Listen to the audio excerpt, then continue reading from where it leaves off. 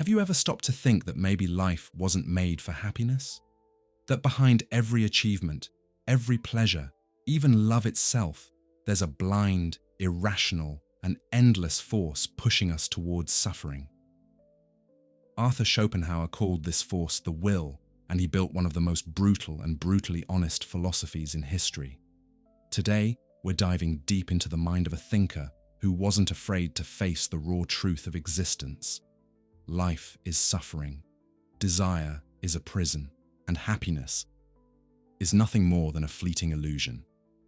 But don't worry, Schopenhauer also shows us possible paths to freedom, through art, through compassion, or even through the radical denial of the will to live. Get ready.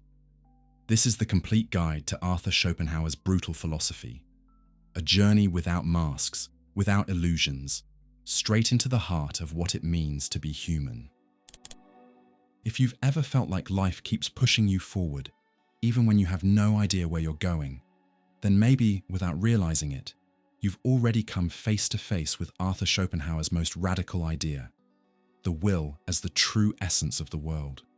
For Schopenhauer, the ultimate reality behind everything that exists isn't rational, it's not logical, and it's definitely not benevolent. There's no hidden purpose guiding existence toward goodness or happiness. At the deepest level of reality, behind everything we see, feel, and experience, there's a blind, irrational, unstoppable force, and he simply called it the will.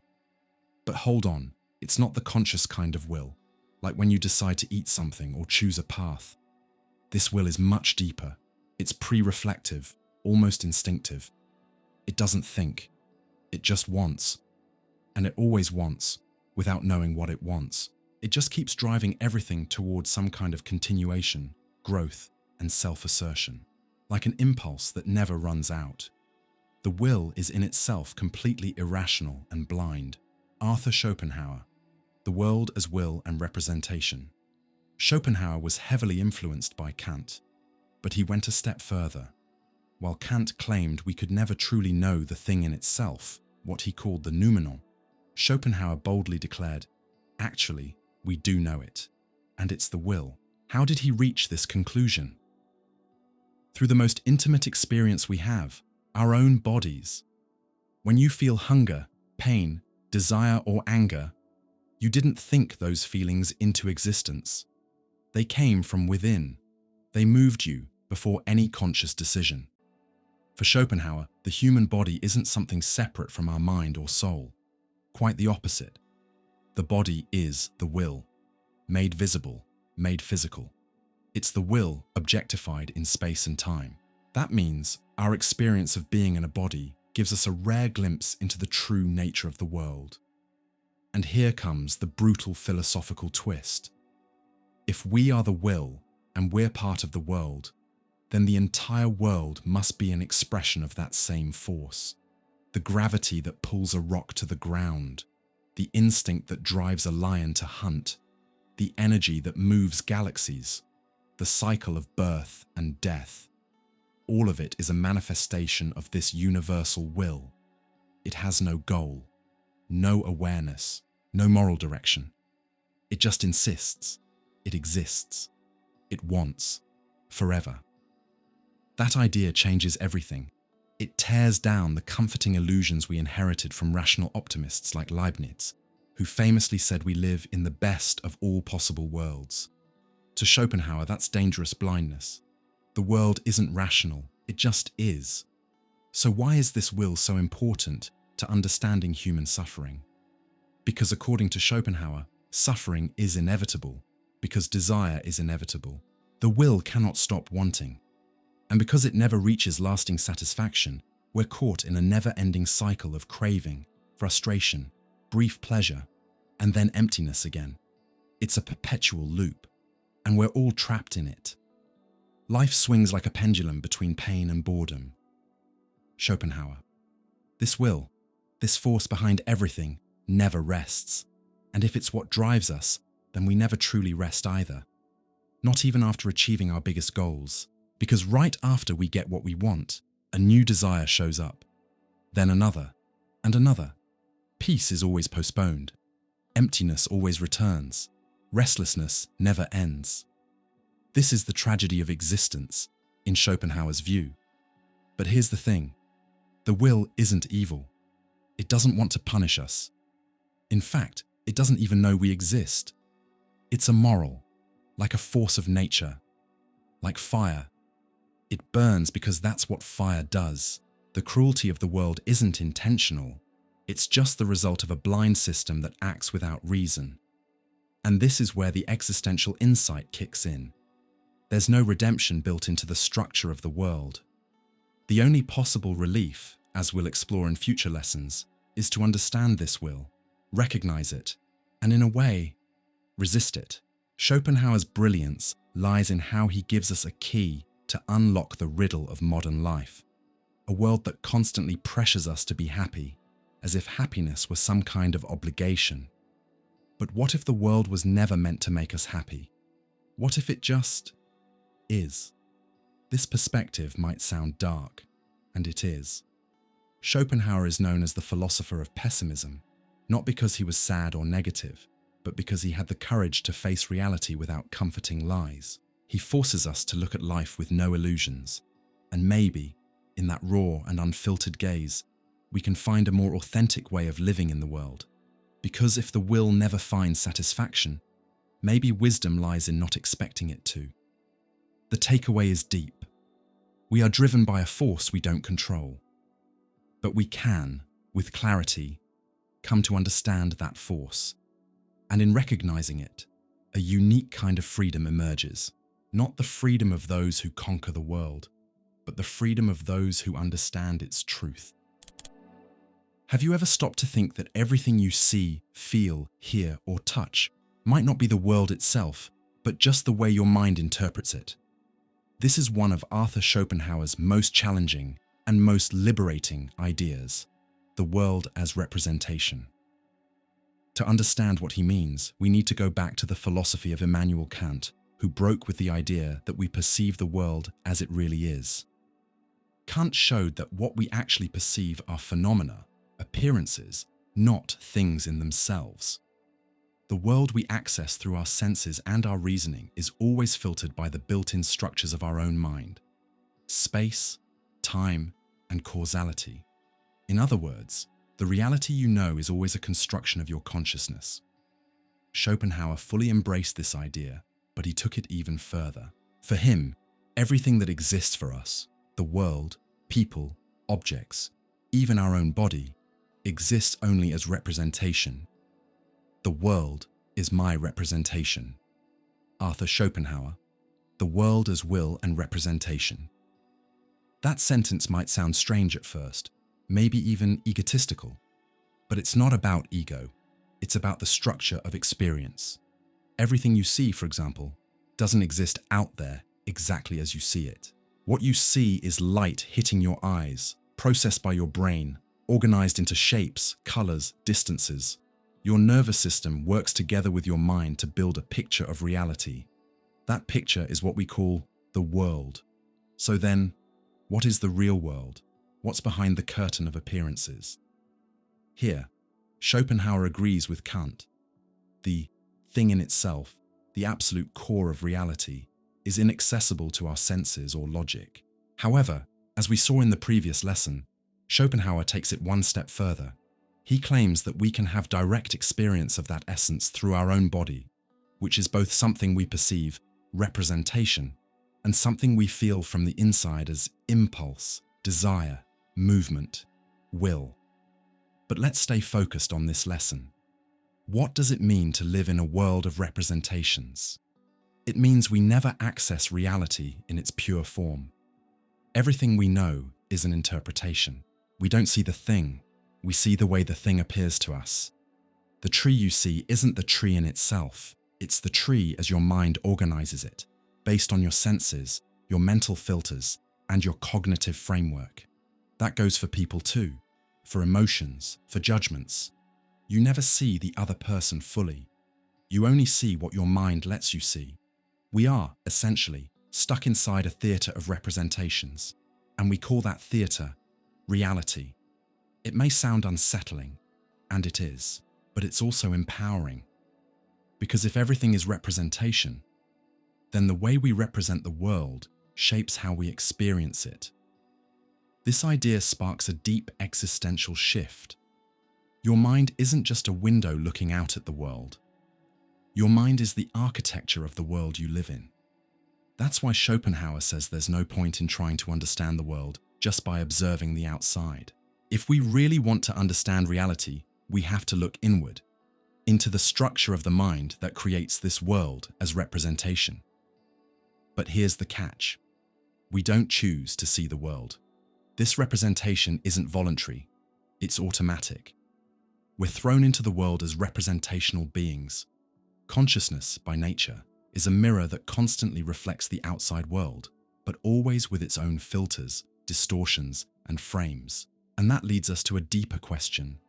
If everything we know is a representation, is there any way to escape the illusion? Schopenhauer's answer is yes, and we'll explore that in later lessons when we talk about art, aesthetic experience, compassion, and asceticism. But for now, it's important to sit with the radical idea. You never perceive reality directly. You live in a world that's mediated, interpreted, filtered. This also challenges a popular belief that human reason is a reliable tool to reach objective truth. Schopenhauer doesn't think so. For him, reason is subordinate to the will, as we saw before, and our minds don't create neutral representations. Often, our thoughts are shaped by desires, fears, needs, so it's not enough to know that the world is a representation. We have to understand how we're representing it, and what hidden motivations may be shaping that process. Imagine someone in love. Everything the other person does is seen through a lens of desire, idealization, expectation. They see beauty and magic, where in truth, there may be only the ordinary. That world feels real, but it's a world created by emotional representation. Now imagine the opposite. Someone depressed. Suddenly, the world feels grey, empty, meaningless. The same city, the same streets, take on a different texture, a different colour. Why? Because the representation changed. That's the beauty and the trap of Schopenhauer's philosophy. He shows us that we don't live in one fixed objective world. We live in realities that bend and shift depending on the lens of the mind. But this isn't an excuse for shallow relativism. Schopenhauer isn't saying everyone has their own truth. What he's saying is, there's a universal structure in the human mind that shapes how we all perceive reality, and recognizing that structure helps us see both the limits of knowledge and the possibility of going beyond those limits. So, the world as representation becomes a call for intellectual humility, a reminder that we're not gods floating above the world. We're beings thrown into a finite, filtered experience. And recognizing that is the first step toward liberation. Not an external liberation, but an inner one. One that begins when we stop demanding from reality a purity it never promised to give. There's a question that has haunted philosophy for centuries. What lies beneath it all? What is reality at its deepest core, when all appearances are stripped away? For Immanuel Kant, this core, the noumenon, is something we can never truly know. He taught that everything we know is made up of phenomena, appearances shaped by the human mind. The world in itself, existing independently of our perception, is unknowable. But Arthur Schopenhauer dared to go further. He agreed with Kant on many points, but at a key moment, he broke from his teacher and said, yes, the noumenon can't be known through reason, but there's a direct way to access it, an inner path. And what is that path? Our own being, our own body, our internal experience. This is where Schopenhauer's core idea comes in. The noumenon, the thing in itself, is the will. But keep in mind, this will isn't rational, it's not conscious, and it's not guided by any higher purpose. It's a blind, raw, relentless force that wants just for the sake of wanting. It has no moral goal, no divine plan. It simply insists on existing, on pushing forward, on expressing itself through everything. Schopenhauer invites us to feel this will at the most intimate level of human experience.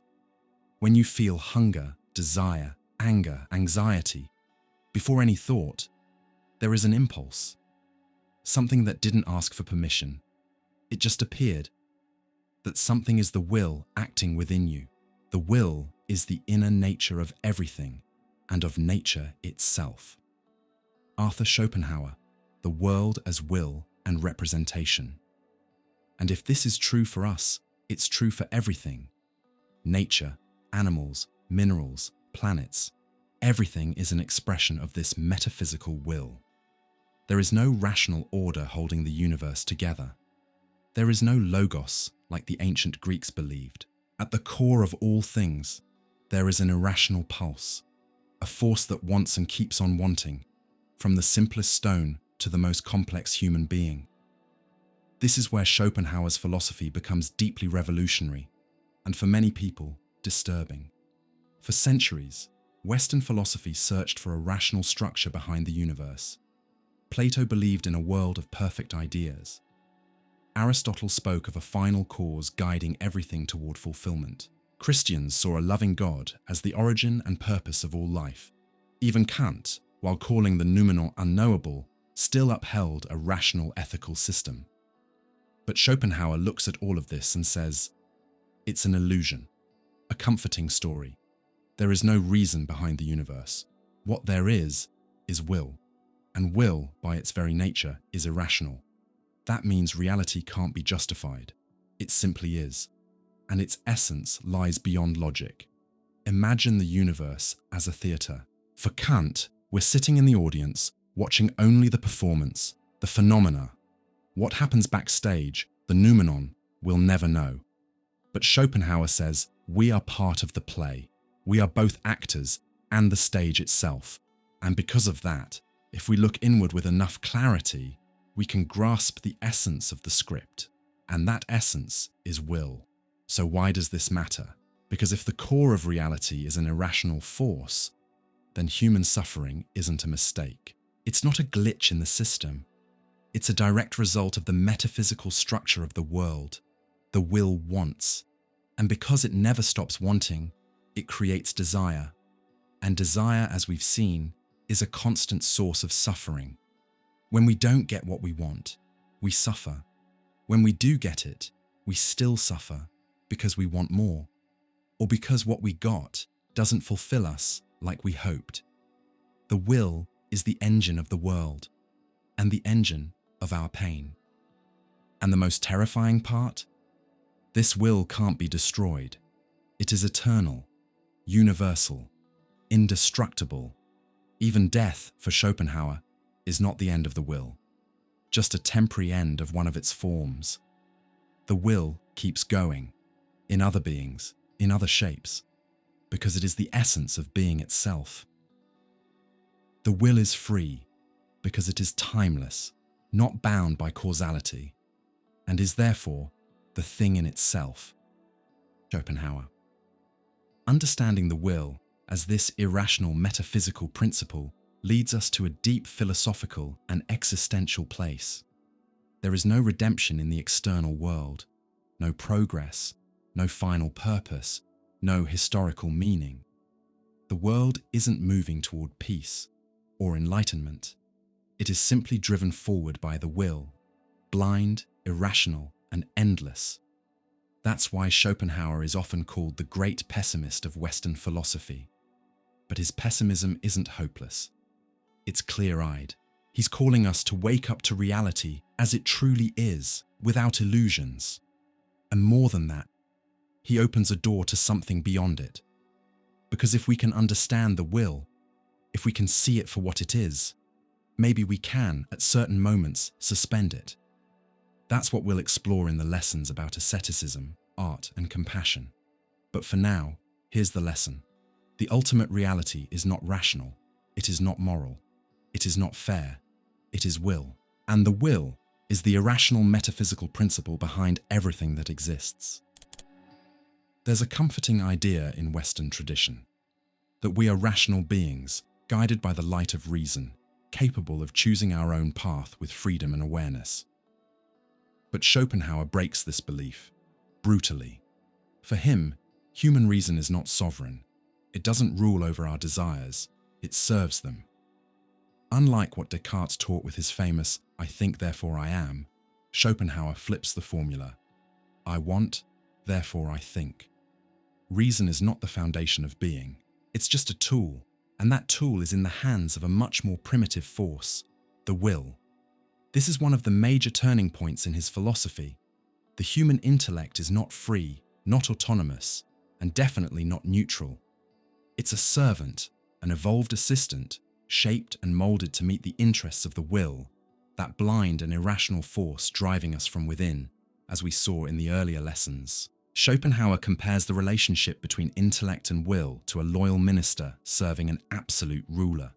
The intellect may suggest, strategize, rationalize, but it never gets the final say. At the end of the day, it's always the will that commands, and that changes everything we think about freedom. Imagine you're facing a tough decision. Let's say you're choosing between two life opportunities. You weigh the pros and cons, talk to friends, analyze the facts. It all feels very logical, but Schopenhauer would say, don't be fooled. That logic is just the surface. Your choice was already leaning in a certain direction from the beginning, pushed by hidden impulses, unconscious desires, internal leanings that reason will only justify afterward. The intellect doesn't decide. It just decorates the stage where the will has already acted. Reason is the light that illuminates the paths the will wants to walk. Schopenhauer. This way of thinking actually anticipates many ideas found in modern psychology. Sigmund Freud, for example, would say something very similar, that we're ruled by unconscious forces, and that the rational ego is just the tip of the iceberg. But Schopenhauer went further. He saw this submission of reason as a fundamental law of nature. Even in animals, the intellect, though more basic, exists to help instinct, to satisfy needs. In humans, reason became more advanced, capable of science, art, language. But it never escaped its original function, to serve the will. This also helps us understand the world around us. We live surrounded by technology, rational discourse, promises of progress. But if we look deeper, we'll see that most human creations serve desire, for power, for pleasure, for control, for domination. Science is not neutral. Politics is not neutral. Even morality isn't neutral. Everything can be used as a tool by the will. Reason, then, is not the engine of history. It's the gearbox of desire. And if reason is ruled by the will, what does that mean for human freedom? Schopenhauer answers bluntly, freedom is an illusion. We are not free to choose what we want. We are compelled to want.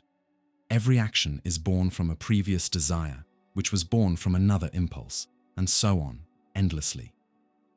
The intellect simply organizes this movement. It doesn't create it. That's why we so often surprise ourselves. Why do we want things that hurt us? Why do we repeat patterns that bring us pain? Why do we rationalize the irrational? Schopenhauer's answer is clear. Because reason is chained to the will. It may shine brightly, but it's not free. Yet he doesn't say this with cynicism. He's not telling us to abandon reason, far from it. He wants us to use the intellect to see the truth about itself. Only by understanding our condition can we begin to imagine a way out. So, philosophy isn't an escape, it's a mirror. And when that mirror shows us that the intellect is a slave to the will, a new kind of wisdom appears, humility. Because if even reason isn't free, what is left? What's left is lucidity, the awareness that we are driven by forces we didn't choose, but that we can understand. And maybe, in rare moments, we can even interrupt the cycle, refuse the impulses, deny the desires, as we'll explore in the upcoming lessons on asceticism and the rejection of the will. For now, the lesson is harsh, but freeing. Human reason is not sovereign. It is a servant. And understanding that is the first step toward no longer being its slave. We live in a culture that teaches us, from a young age, to separate the mind and the body. The mind thinks, the body obeys. The mind is rational, the body is instinctive. This split, passed down from centuries of dualist philosophy, from Plato to Descartes, has deeply shaped the way we see life and ourselves. But Schopenhauer completely breaks with that idea. He doesn't just question the separation between mind and body, he dissolves it. To him, the body is the will made visible. It's not just an object among other physical objects in the world. It's the medium through which the will expresses itself in time and space.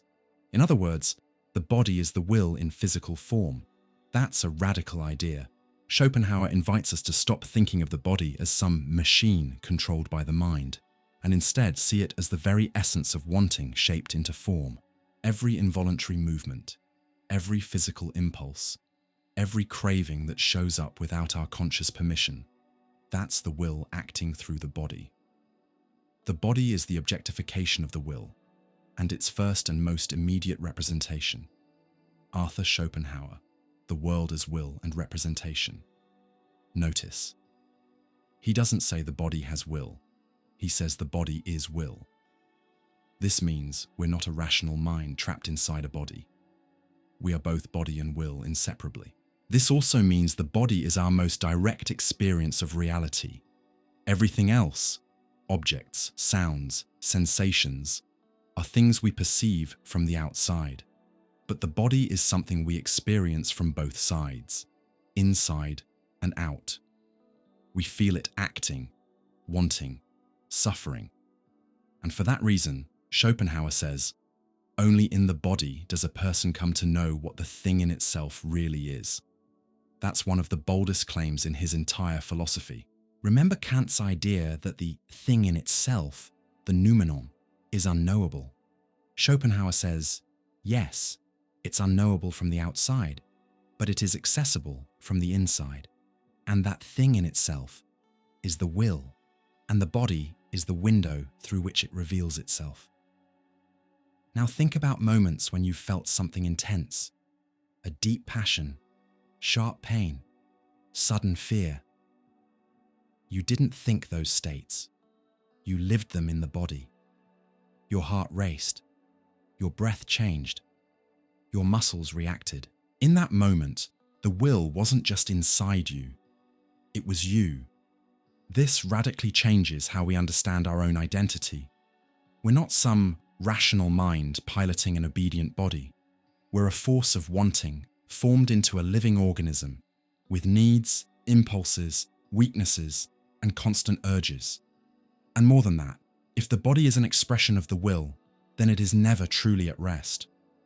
Even when we're still, or asleep, or meditating, the body keeps going. It breathes, it beats, it digests. It keeps the cycle of life moving.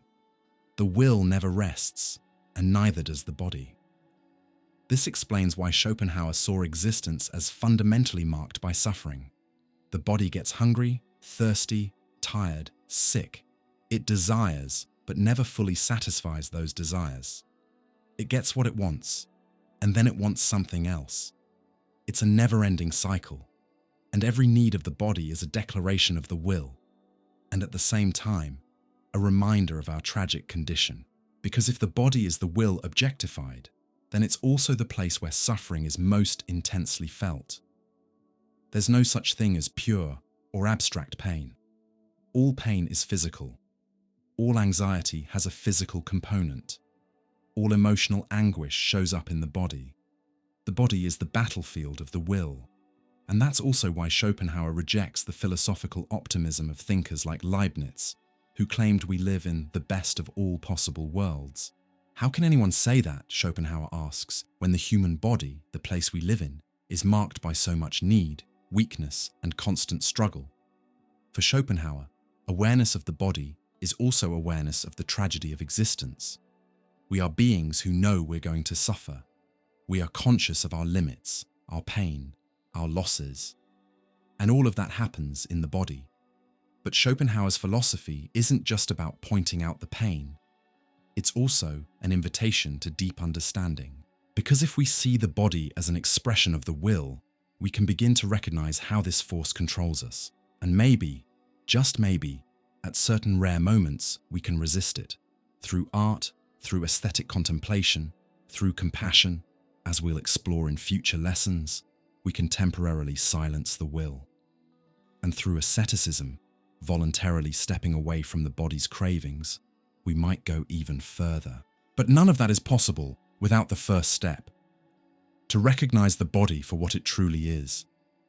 Not a prison for the soul, not just an instrument of the mind, but the will itself becoming the world. That's Schopenhauer's proposal.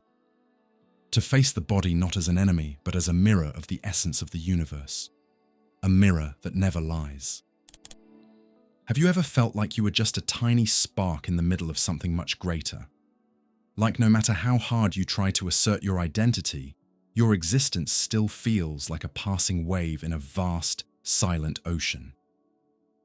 That feeling touches the heart of one of Arthur Schopenhauer's deepest and perhaps most unsettling ideas. Individuality is an illusion. According to him, what we call the self, this deep sense of being unique, separate, and distinct from others, is nothing more than a temporary appearance. A passing representation of something that is, at its core, universal and impersonal: the will. Yes, the same will we've already seen as the essence of the world, an irrational force pulsing behind all phenomena, is also behind every individual. But it doesn't belong to us. You're not the owner of the will. You're just a temporary vessel through which it expresses itself. This means that the individual, the I you think you are, has no true existence at the metaphysical level. You are just a localized expression of the will, like a wave rising briefly, then falling back into the ocean, never truly separate from it. The individual is only phenomenon, not the thing in itself. Schopenhauer, the world as will and representation. That statement carries a massive existential weight, because what we value most in modern culture, this belief that we are autonomous beings in control of ourselves at the center of meaning and worth, is, for Schopenhauer, an illusion created by surface appearances. In simple terms, you are not who you think you are. You are just a passing point for the will to flow through. At first, that might sound terrifying. After all, our entire lives are built around the idea that we are separate individuals, with our own willpower, our own identity, our own unique story. But Schopenhauer urges us to look beyond the surface. He wants us to see that separation is just a form of appearance. The essence behind it all is one. Imagine all of humanity as a vast field of grass swaying in the wind. Each blade of grass moves in its own rhythm, at its own pace, with its own shape. But the wind is the same. The will is that wind. Each individual is just a single blade of grass, thinking it's separate, not realizing it's being moved by something greater, invisible, universal. This understanding has profound implications, especially in how we relate to others. If the same will that lives in me also lives in you, then the separation between me and you is only an illusion. At our core, we are the same being, wanting, suffering, struggling, and that's where compassion begins, according to Schopenhauer. Because once I see that the will in you is the same as the will in me, I stop acting out of selfish interest. I start feeling your pain as if it were my own, not out of moral duty, but out of metaphysical recognition. This idea connects deeply with many spiritual and philosophical traditions. In Hinduism, for example, the concept of Maya describes the world of illusion, where we believe in separation and form, forgetting the unity beneath it all. In Buddhism, the teaching of anatta, the non-existence of a permanent self, echoes Schopenhauer's view directly. Even Christian mysticism offers similar truths like, "Whatever you do to the least of my brothers, you do to me." Schopenhauer, though not religious himself, shares that same insight. True spiritual vision isn't about affirming the self. It's about seeing through it. But seeing through the illusion of individuality also brings a hard truth. Nothing we call ours really belongs to us. Not the body, not the thoughts, not even our desires. All of it is just a temporary expression of the will. All of it will pass. What we call life is just a brief curve in an eternal current, and death is not an absolute end. It's just the end of one individual expression. The will continues, in other bodies, other forms, other faces. That might sound like nihilism, but ironically, this idea holds great freedom. Because once we see that individuality is an illusion, we can begin to let go of the obsession with status, ego, comparison, the pain of comparing ourselves to others, the fear of loss, the desperation for recognition. All of it begins to fade when we understand we were never truly separate. The multiplicity of beings is only appearance. In essence, there is only one will. Schopenhauer. And so, philosophy stops being a mental exercise and becomes a practice of lucid awareness, a path of detachment, clarity, and deep compassion. When you realize you're not just you, when you see that every being shares the same essence, then hostility starts to make no sense. Competition makes no sense. Even pride and vanity start to seem absurd. And in place of all that noise, a new kind of silence appears. An inner silence, not from ignorance, but from deep understanding. The understanding that individuality is just a wave, and you are the ocean. For many people, philosophy is a path toward meaning, comfort, maybe even some ideal of happiness. But with Arthur Schopenhauer, reality hits harder, and because of that, it's more honest. For him, philosophy begins when illusion ends.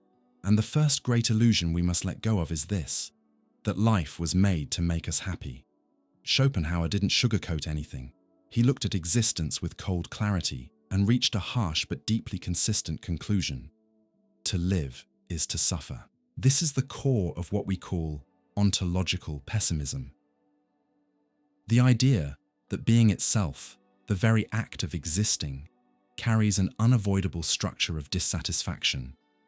It's not about being pessimistic because life is hard right now. No. It's about realizing that life, by its very nature, is suffering. And why is that?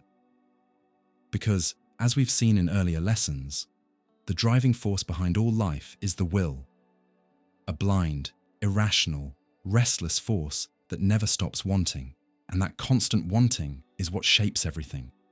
It moves us, gives us life, and at the same time traps us in a never-ending cycle of frustration. All life is essentially suffering. Arthur Schopenhauer. Let's break that down step by step. First, to desire is to suffer, because desire comes from lack. We only desire what we don't have. And while we don't have it, we feel anxiety, longing, and pain. Desire is like an open wound, and we spend our lives trying to heal it with things, people, goals, and achievements. But, and here's the cruel twist, even when we do get what we want, the suffering doesn't end. It just changes form. The pleasure of achieving something is short-lived, fleeting, often even disappointing. And right after it comes boredom. Schopenhauer captured it in one devastating line. Life swings like a pendulum between pain and boredom. In pain, we chase what we lack.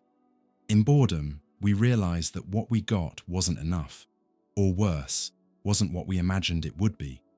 And so we start to desire again. A new cycle begins, and we live caught inside that wheel, like a machine spinning forever.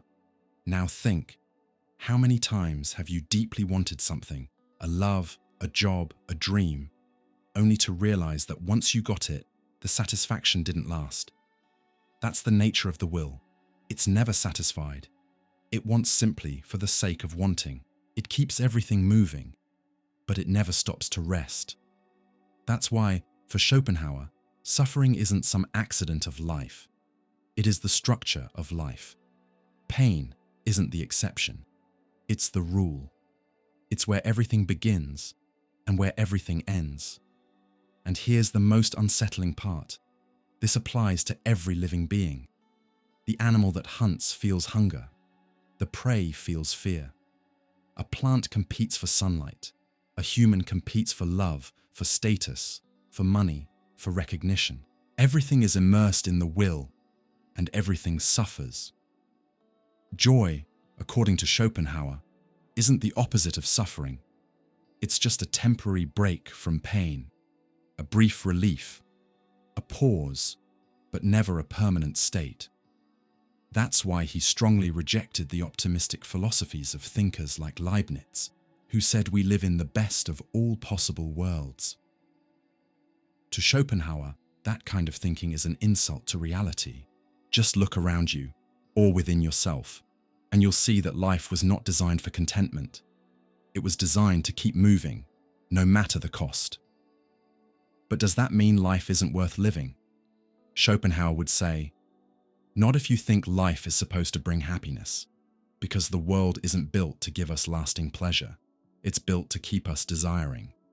And to desire is to feel lack. It's to live in a kind of debt to existence itself. But this realization doesn't have to lead to despair. In fact, it can lead to freedom. By accepting that suffering is unavoidable, we stop chasing illusions. We stop demanding things from life that it can't give. And in that moment, a new kind of peace can emerge, the peace of lucid acceptance. And more than that, when we realize that all beings are stuck in the same cycle of pain and boredom, something else awakens in us: compassion. Because deep down, we're all expressions of the same will, suffering in the same way, trying to find satisfaction in an unsatisfiable world. This kind of clarity isn't cold, it's profound. It sees suffering without denial, without escape, without decoration. And because of that, it begins to transcend it. The greatness of Schopenhauer's ontological pessimism is not in making us give up on life, but in freeing us from the illusion that life was supposed to be something else. When we stop demanding permanent happiness, we open space for a new kind of wisdom, one that accepts, understands, and feels deeply for others. And from there, as we'll see in the next lessons, we can even find ways to temporarily rise above the will through art, contemplation, or ascetic practice. But none of that is possible without first accepting this truth, looking life in the eye and saying, with courage, yes, to live is to suffer, and still, I'm here. Imagine living in a world where everything that breathes, everything that pulses, everything that moves, suffers, not as punishment, not by chance, not because something went wrong, but because that's its nature. For Arthur Schopenhauer, this is the true face of existence. Suffering is not a mistake of life, it is its essence. This is one of the boldest and most profound ideas in his philosophy, and also one of the hardest to accept, because we're taught from an early age that suffering is an exception, something that only happens when something goes wrong. But Schopenhauer flips this logic completely. Suffering is the rule. Happiness, when it appears, is the exception. Why? Because as we saw in earlier lessons, the world is driven by a blind, irrational force, the will.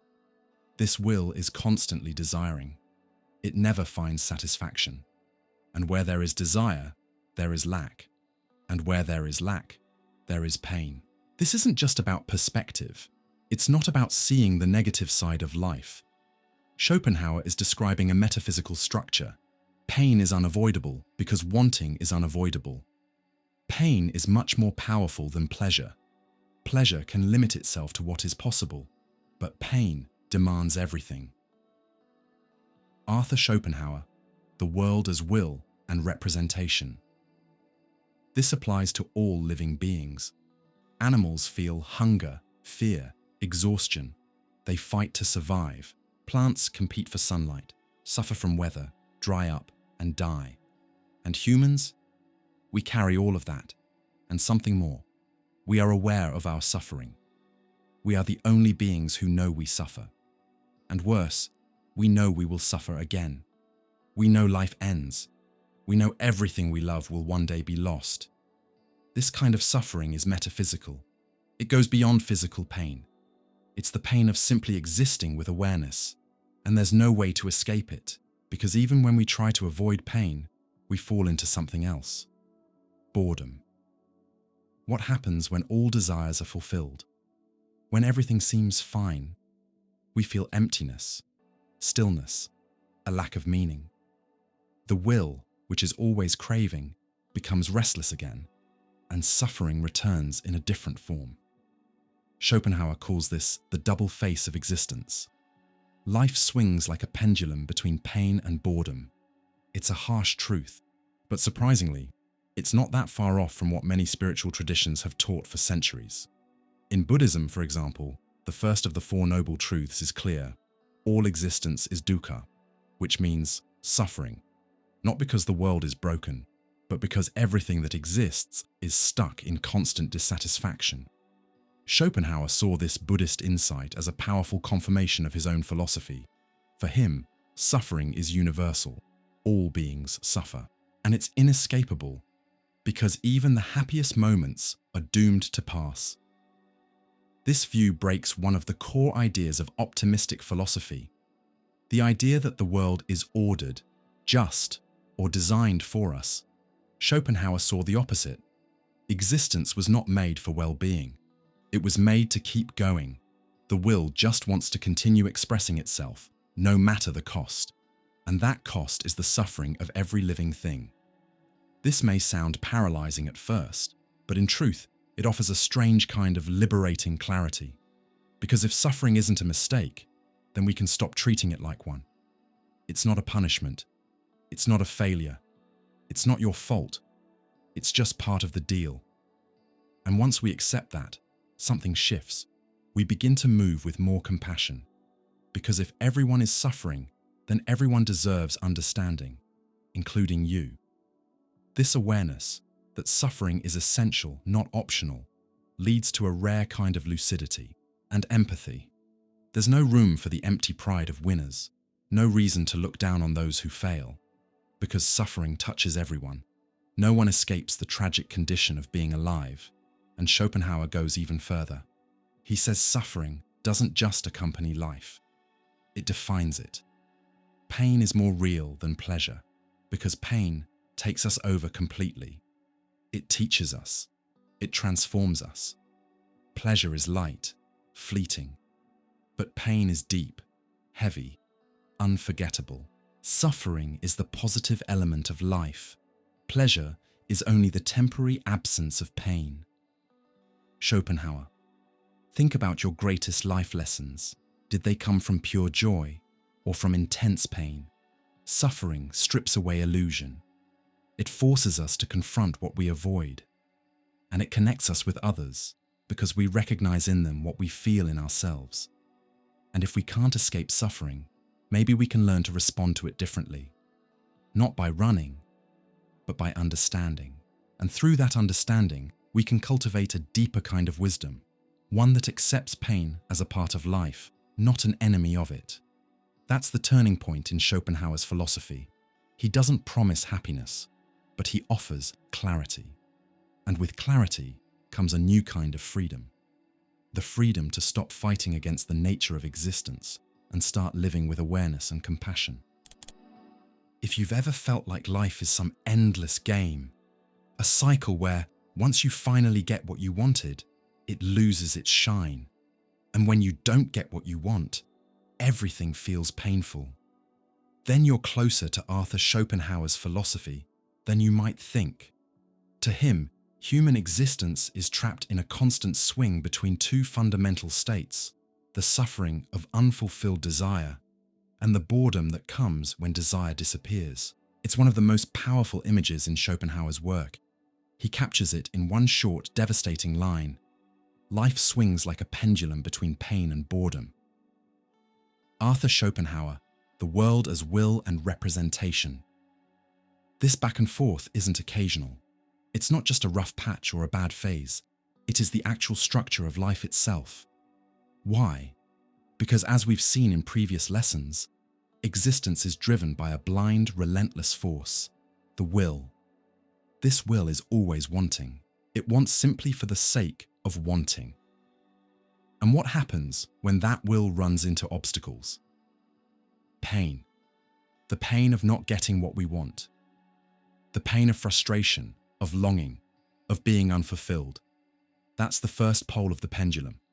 Suffering. Now suppose that desire gets fulfilled. You achieve the goal. A new relationship, a better job, an old dream. For a brief moment, there's joy, a sense of victory. But the will doesn't stop there.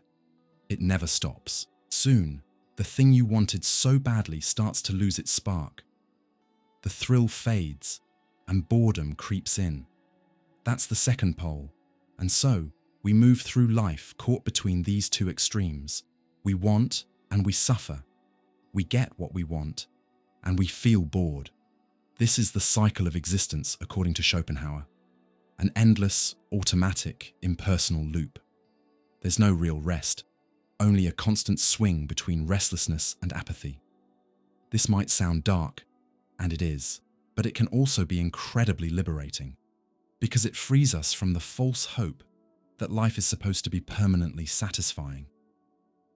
Modern society tells us to chase constant happiness, as if it were a natural state we could reach with enough effort, discipline, or positive thinking. But Schopenhauer looks us in the eye and says, that's an illusion. The will that drives us is by nature restless. It always wants more. And when it has nothing left to want, it goes silent. And in that silence, emptiness screams. That's why boredom, even though it's rarely discussed, is just as dangerous and painful as suffering. Schopenhauer notes that even wild animals, once fed, start looking for something to do. But humans, with their deeper awareness, feel that emptiness much more intensely. Human boredom isn't just a lack of activity, it's a lack of meaning. It's the experience of facing your own mind and realizing there's nothing left to want. Here, Schopenhauer touches on something most philosophers avoid: boredom as a metaphysical experience. This isn't just being bored on a rainy afternoon. It's standing in front of your life and not knowing what to do with it. That void we feel when everything is okay? It's a silent message. Maybe the real problem isn't not getting what we want, but the fact that we'll always want something. And what happens when there's nothing left to desire? Life loses color. Everything repeats. Achievements stop feeling meaningful. Distractions stop working. And suddenly, we're stuck with the absurdity of being alive without knowing why. That's when many people start to fall apart. But Schopenhauer had already been there. Long before our generation began to feel the weight of existential boredom. He knew the problem wasn't just modern life or a lack of social purpose. The problem is ontological. It's built into the root of being itself. And what does he offer us in return? Not comfort, not self-help, but clarity. The clarity of realizing that life doesn't owe us constant satisfaction. That desire, no matter how promising it seems, will never lead to lasting fulfillment. And that boredom, though often dismissed, exposes the raw truth of existence. There is no built-in meaning, but that doesn't mean life is meaningless. That kind of honesty can open the door to a new approach to living, one that gives up the endless pursuit of constant pleasure and instead searches for something else: inner quiet, detachment, compassion, contemplation. These are the paths Schopenhauer will explore later, ways of saying no to the will. Because if suffering is inevitable while we're trapped in desire, then maybe the only way out is to step away from desire. That doesn't mean giving up all wishes. It means not identifying with them, not letting yourself get pulled around by the pendulum. And that's the beginning of a different way of being, less delusional, less hungry, and oddly, more peaceful. Because once you stop expecting life to always be pleasurable, pain and boredom lose some of their power. You no longer see them as failures, but as part of the natural rhythm of existence. And through that, you begin to notice moments of stillness, of presence, of acceptance. Seeing life as a cycle of suffering and boredom doesn't have to be depressing. It can be a call to philosophical maturity, the kind that understands the world wasn't made to serve us, but still, can be looked at with deeper, quieter eyes. Few feelings are celebrated as much as love. Culture paints it as something sublime, sacred, eternal. In songs, movies, poems, love is seen as the great salvation of the soul, the ultimate human experience. But once again, Arthur Schopenhauer asks us to tear down the veil of illusion and reveals something radical, maybe even brutal for many. Romantic love is nothing more than a disguise for the will. In truth, he says, what we call love is just a biological, unconscious tool meant to serve one impersonal purpose, the reproduction of the species. Yes, according to Schopenhauer, all that idealization, all the magic, the sacrifices made in the name of love, the poems, the promises, the heartbreak, none of it is really about you. It's about the will to live wanting to continue itself. Love is an illusion that makes us believe we're chasing happiness, when in fact we're just serving the interests of the species. Schopenhauer, the world as will and representation. And why is this illusion necessary? Because the will, as we've seen, is blind. It doesn't have consciousness. It doesn't follow a rational plan. But it wants one thing above all else, to keep existing. And to do that, it needs living beings to reproduce. Romantic love, then, is an unconscious strategy to get individuals to attract, connect, bond, and ultimately procreate. We think we're searching for soulmates, true love, or our other half. But according to Schopenhauer, we're really being guided by instincts that select, without us realizing it, the best genetic traits for future children. Attraction, he says, isn't about matching souls. It's about biological balance. And here's the strange part. This entire process happens without us knowing. The will operates in the dark, pulling our strings with powerful emotions like passion, desire, jealousy, and attachment. Think you chose to fall in love with someone? Schopenhauer would say, you didn't. It was the will that chose to serve its own goals. And those choices, they can be incredibly painful. How many times have we fallen in love with someone who hurt us? Why can't we love the people who love us calmly and securely, but fall for those who tear us apart? Schopenhauer's answer, because the will doesn't care about your happiness. It doesn't want your well-being. It wants the continuation of life. And if that means making you suffer, so be it. This changes the way we see romance completely. Everything we think of as noble, spiritual, or poetic is, deep down, part of a biological theatre staged by the will. Now, Schopenhauer isn't mocking love. He's not saying it isn't intense or real in how it affects us. But he wants us to see behind the curtain. And what's back there is not freedom, it's necessity. Love, for him, is the most refined trap of the will. And the price we pay for falling into it is high. Unquenchable desire, jealousy, insecurity, heartbreak, emotional chaos. Think about how many people sacrifice their freedom, their peace, their mental health in the name of love. How many inner wars, how many suicides, how many crimes of passion. All of it, says Schopenhauer, just so the will can keep playing its game. And once the will gets what it wants, the birth of a new life, the enchantment often fades. The romance cools, conflicts begin, the couple separates, and then each person starts searching again for another love, another cycle, another move by the will. It's a deeply deromanticizing view, but it's also a liberating one, if we're willing to see it clearly. Because once we understand that romantic love is a necessary illusion of nature, we can start to approach it with more awareness. We can stop expecting it to save us, and maybe stop destroying ourselves when it doesn't. That doesn't mean we have to reject love. It means learning to see it for what it really is, not what we wish it was. And by recognizing that illusion, we can begin to build other kinds of relationships, more conscious, less possessive, less driven by blind urges. But Schopenhauer goes even deeper. If romantic love is an illusion of the will, then true spiritual freedom, what he explores later in his lessons on asceticism and the denial of the will, must include letting go of romantic desire. He's not talking about moral repression. He's talking about a philosophical insight. To love romantically is to submit to the games of the will, to deny that love is a step toward freedom. And that takes rare strength, because the illusion of love is one of the most seductive. It promises us wholeness, unity, eternity. But like all illusions of the will, it delivers suffering, need, and emptiness. Once we see this clearly, something shifts. We become less enslaved by passion, less crushed by idealization, and more in touch with the deeper state of awareness Schopenhauer saw as truly liberating, universal compassion. That's the love that grows not from illusion, but from recognition. It sees that all beings suffer under the weight of the will.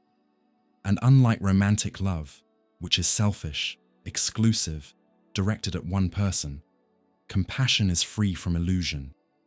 It doesn't want to possess, it wants to relieve.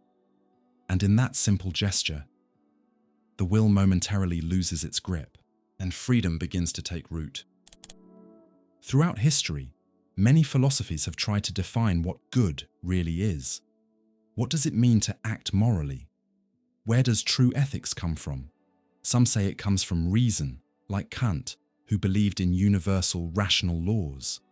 Others say it comes from religion, divine rules that must be obeyed. And some claim that morality is just a social convention shaped by habit or usefulness. But Schopenhauer offers a completely different view. For him, the only true moral foundation is compassion. And that only becomes possible when we recognize the suffering that connects all living beings. Compassion is the basis of all true justice and charity. Arthur Schopenhauer. It's that simple.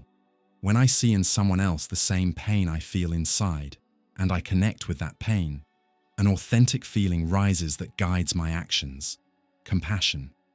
So what makes this kind of compassion different from other moral systems? First, it doesn't rely on external rules. It's not a commandment. It's not an obligation. It's a direct, raw experience.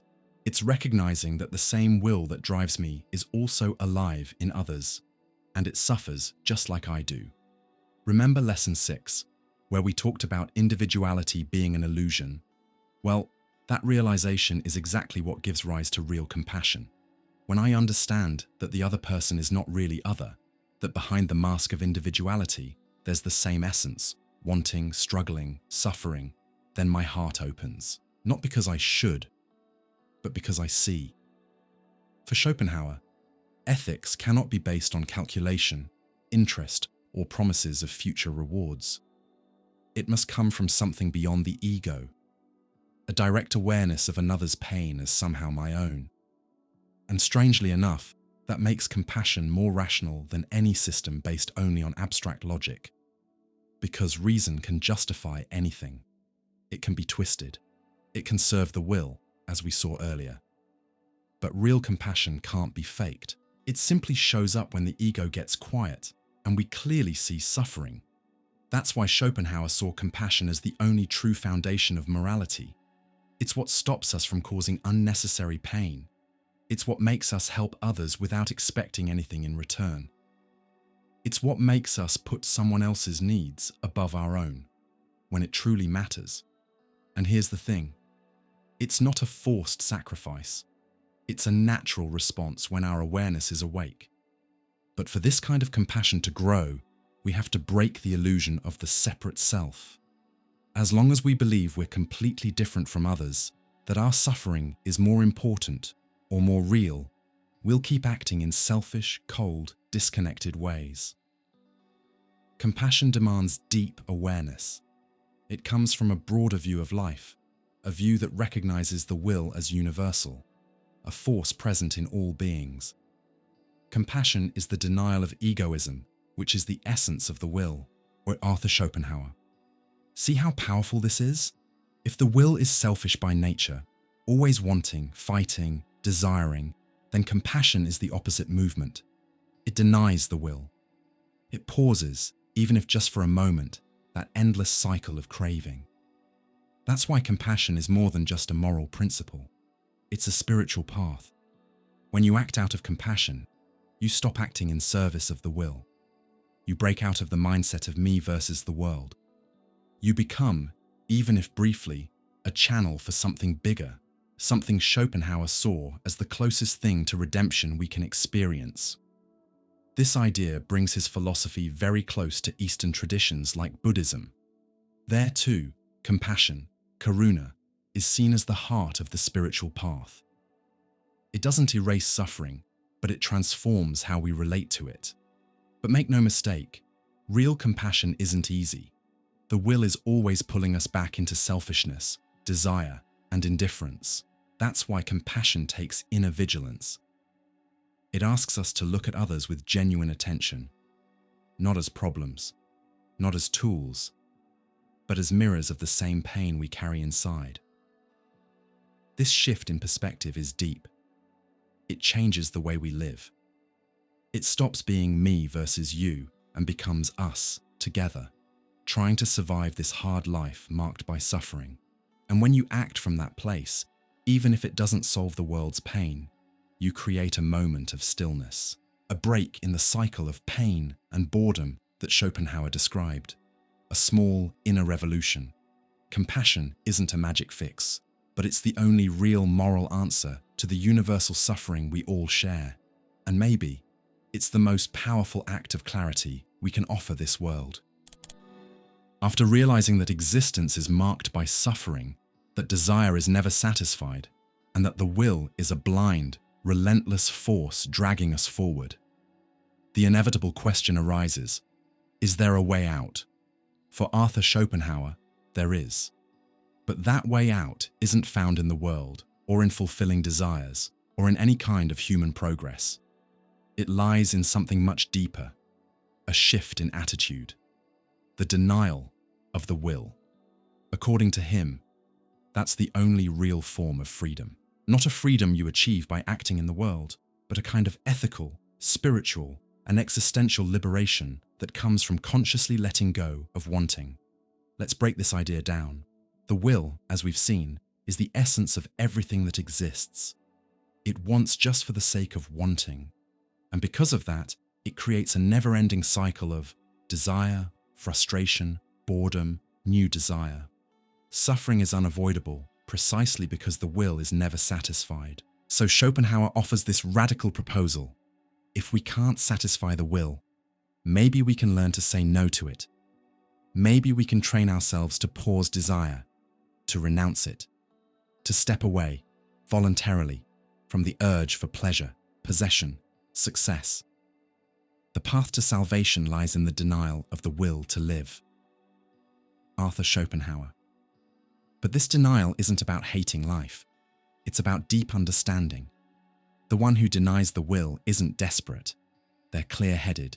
They've understood that everything we chase is fleeting, unstable, deceptive, and for that reason, they choose to step off the ride. This idea closely mirrors the ideal of asceticism found both in Buddhism and in Christian mysticism. In Buddhism, the path to awakening begins with recognizing suffering as the basic structure of life and leads to the letting go of desire as the way to end suffering. Nirvana is the state where all wanting ends, where the cycle of birth and death, called samsara, is finally broken.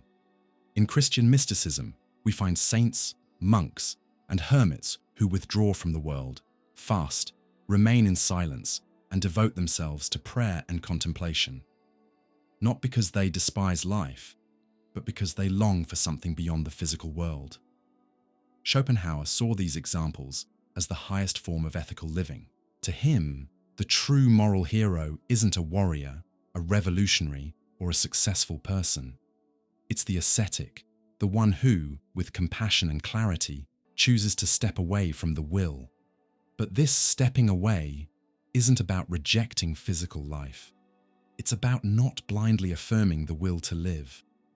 It's choosing not to desire, not because we can't have something, but because we understand that having it will never bring lasting peace. It's like stepping off a spinning wheel, not trying to spin it faster, but simply getting off. This conscious act of letting go is, for Schopenhauer, the highest ethical gesture. It's the moment when a person stops being a puppet of the will and becomes something more. In the denial of the will, existence is erased like a dream faded by the dawn. Arthur Schopenhauer. This is a beautiful and profound image. It suggests that when we deny the will, we don't just end suffering. The very illusion of existence fades away. What once seemed so heavy, so urgent, so real, loses its weight.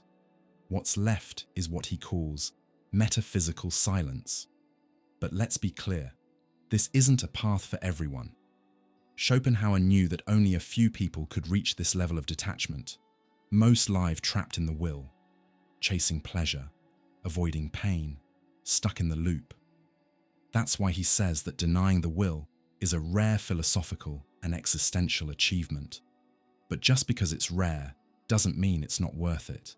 In fact, it's the peak of clarity, the great inner shift that marks the end of the slavery of desire. And no, you don't have to become a monk or live in isolation to begin this process.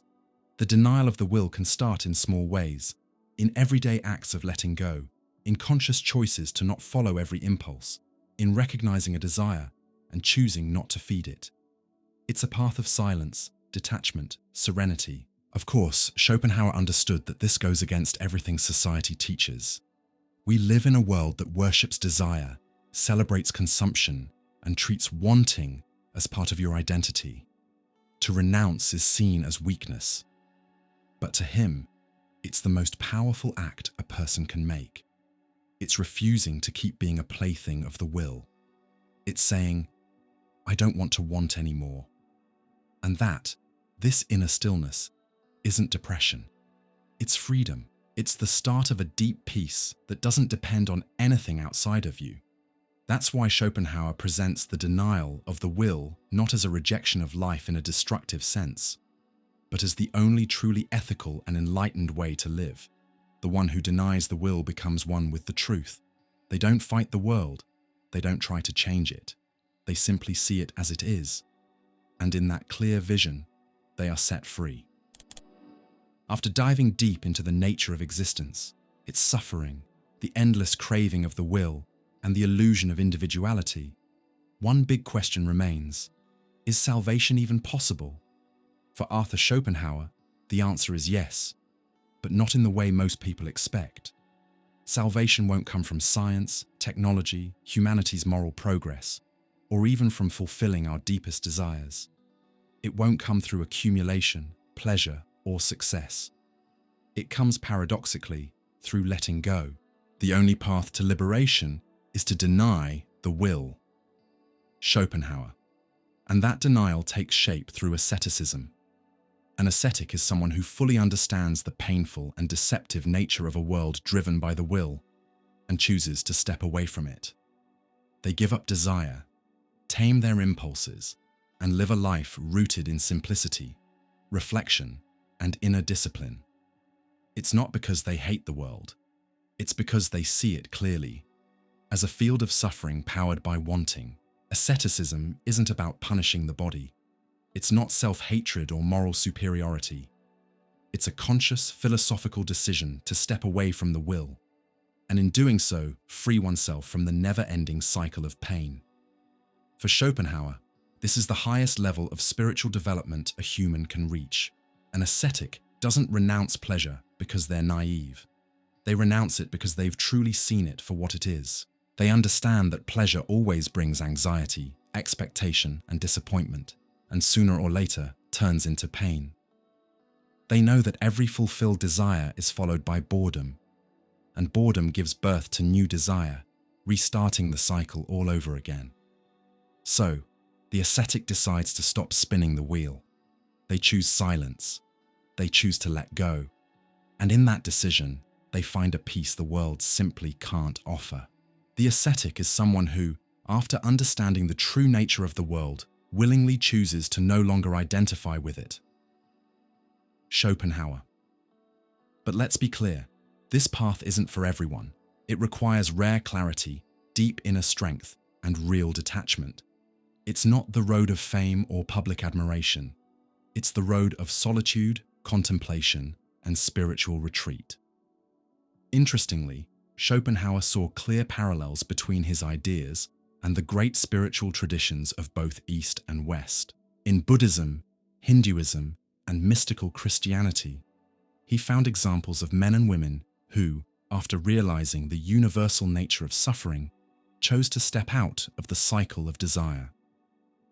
The Buddhist monk, the Hindu yogi, the Christian hermit, all of them, in their own way, were practicing the denial of the will, and for Schopenhauer, they are the real moral heroes. Because while the world praises conquerors, billionaires, and powerful people, the true sage is the one who has learned to say no to wanting. The one who saw that nothing in this world can ever bring true peace to the soul, and so turned inward. That act of saying no is the mark of the ascetic. They no longer move through life chasing the promises of the will. They don't seek fame, pleasure, possessions, or victory. They seek peace, but not peace based on circumstances, rather a metaphysical peace that comes from silencing the inner craving. Of course, this idea completely clashes with modern values. We live in a world that celebrates desire, promotes ambition, and treats wanting more as a virtue. To renounce something sounds like weakness. To live with less sounds like failure, but to Schopenhauer, it's the opposite. True strength is in renunciation, because it takes real self-mastery, deep understanding, and actual freedom. The average person is ruled by their desires. They think they're choosing, but they're really being pushed around by impulses. The ascetic, on the other hand, is the only truly free person, because they've chosen not to want, and in doing so, they step away from suffering. Not because the world has changed, but because they've freed themselves from the trap of the will. This kind of freedom is quiet. It doesn't need awards. It shows up in serenity, gentleness, and compassion. An ascetic can live in a monastery, a cabin in the woods, or right in the middle of a city. What matters isn't the place, it's the inner state, the calm awareness of someone who no longer chases, who no longer needs to become anything, who simply rests in being. To Schopenhauer, this is the only true form of salvation. Not a perfect life, but real liberation from the cycle of suffering. Not the paradise promised by religions, but the end of illusion, the end of restless striving, the peace of someone who doesn't need anything anymore. By denying the will, the individual stops participating in the madness of the world. They return to their purest state, quiet, clear-minded, and free. Schopenhauer, this isn't a call to escape the world, but to transform your consciousness. Anyone, in their own way, can practice some level of renunciation. You can say no to your impulses, let go of what you don't need, and cultivate inner silence. And on that path, step by step, you'll start to experience true freedom, not as some faraway dream, but as a real experience, here and now. Death is always looming. It may be the greatest mystery of the human condition, the unavoidable end of everything we know, the ultimate boundary of experience, and for many, the biggest fear of all. But for Arthur Schopenhauer, death isn't just a biological event. It's also a deep philosophical key to understanding what we are and what we are not. Death is the true inspiration of philosophy.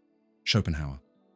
In his view, death isn't a punishment, a divine curse, or some kind of glitch in the system of life. It's an essential part of how the will operates. More than that, death is a kind of liberation, even if only a partial one. Why? Because, as we've seen in the previous lessons, what we call the individual, this me with a name, a story, memories, and desires, is only a temporary expression of the universal will. The will, as the deep metaphysical force of reality, shows up in individual forms, but it's not limited to them. So when a person dies, it's just the form that dissolves. The body fades. The individual consciousness goes dark. But the will, that blind, impersonal, eternal force that once animated the body, remains untouched. It continues to express itself through other beings, other bodies, other lives. So death doesn't destroy the will, it simply releases it from one of its many forms. And that's the heart of this lesson. Death dissolves the individual, but not the essence. The I dies, but what moves us, the will, keeps going. This way of seeing death radically changes how we face the end of life. Death isn't the destruction of being, because, in the deepest sense, the individual self was never fully real. It was just a passing wave in the ocean of the will, a temporary shape, now returning to the sea. But if death is a release from the individual form, why does Schopenhauer call it a partial liberation? Because death doesn't stop the will. It ends one particular manifestation, yes, but the will keeps creating new bodies, new desires, new pains. Suffering continues. The cycle of birth and death rolls on. The wheel keeps turning. That's why death, while it frees us from personal pain, doesn't free the world's essence from suffering. Pain returns, under new faces, in new stories. Here, Schopenhauer echoes ideas from Eastern philosophy, especially Buddhism. In Buddhism, death doesn't automatically lead to liberation. It just restarts the samsara, the endless cycle of conditioned existence. True liberation, nirvana, only happens when the thirst to exist is extinguished. In other words, when the will is fully denied. Schopenhauer sees it the same way. Death is a pause. It dissolves the illusion of the ego, but it doesn't end universal pain. It's not the final period. It's just a comma.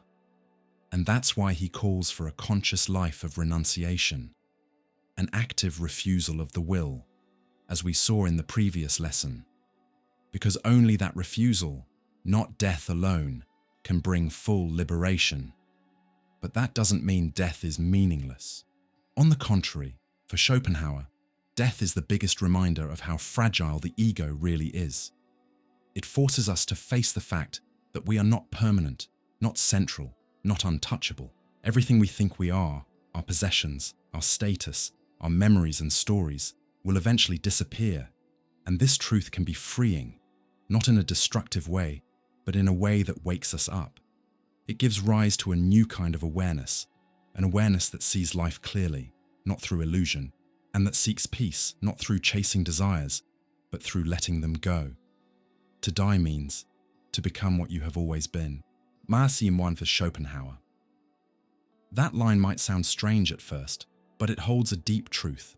What dies is the illusion of separation.